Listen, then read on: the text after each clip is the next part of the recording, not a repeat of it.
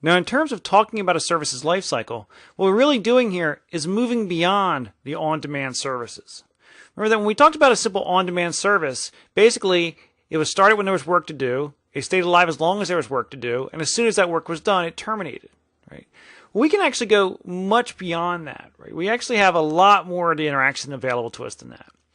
They don't have to be limited to performing simple tasks. Right? A service can actually be doing all kinds of things in the background, even when there's no direct request being made of it. It may do that very often to have information available so they can be brought up to the request very quickly. Services are also useful for providing certain kinds of user features.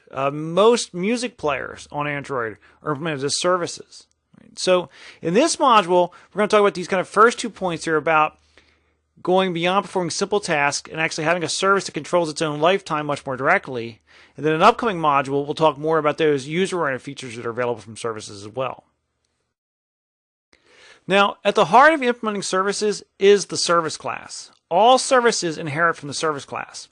So when we put together and created that on-demand service that inherited from the intent service class, intent service in turn inherits from the service class. The key thing about intent service was that it actually took care of most of the default behaviors, most of the things that are involved in managing the lifetime. The intent service class did for us by basically implementing a very simple lifetime.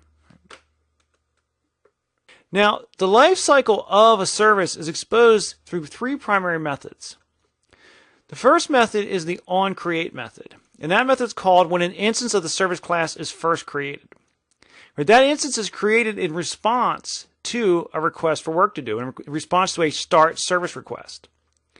Now, any given instance of a service class gets exactly one onCreate, right? So that's what we're going to do any initial startup work. Now, remember we mentioned previously that the start service method is kind of a misnomer, right? It's kind of more of a dispatch work, right? Because if multiple clients call start service or the same client calls start service over and over again, right, that really is just kind of handing off work to us. Right? And so the way the lifecycle works is that on the first call to start service, onCreate fires, then onStart command fires. On the next request to start service, if that service is already running, right, onStart command fires directly. There is no onCreate. Right? So onStart command can fire over and over again. And then the final part of the lifecycle is onDestroy. Right? And onDestroy is really kind of a complement method to onCreate. Right? It's called exactly once for any given service instance. And basically it tells your service that it's being shut down. It may be being shut down due to a stop request. It may be being shut down due to the operating system simply saying that there's no resources available. You have to stop. Right? So onCreate's where you do your first kind of setup of things. onDestroy is where you tear it down. onStart command is where you do all your work.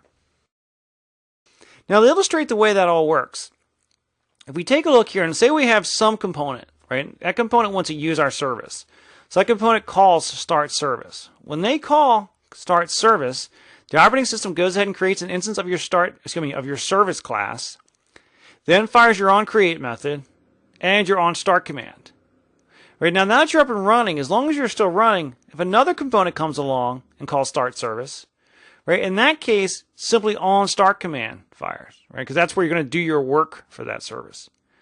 And if yet another component comes along and calls start service, again, it's going to call just onStart command, right, because your instance of your service is now up and running. Now, as you're up and running, any component can come along and make a stop request from you. It can be any one of the components that made the start service request, or it can be some completely new component out there that simply says, hey, stop service. Right? That fires your onDestroy, and of course, destroys the instance of your service class. Right now, if any of these components comes along again called start service, because you were shut down, right, this time your onCreate will be called again, right, and your onStart command. And as I mentioned, in addition to an external component being able to stop the service, a service can also choose to stop itself. When it calls stop self, its onDestroy gets called as well. And that component, again, goes away.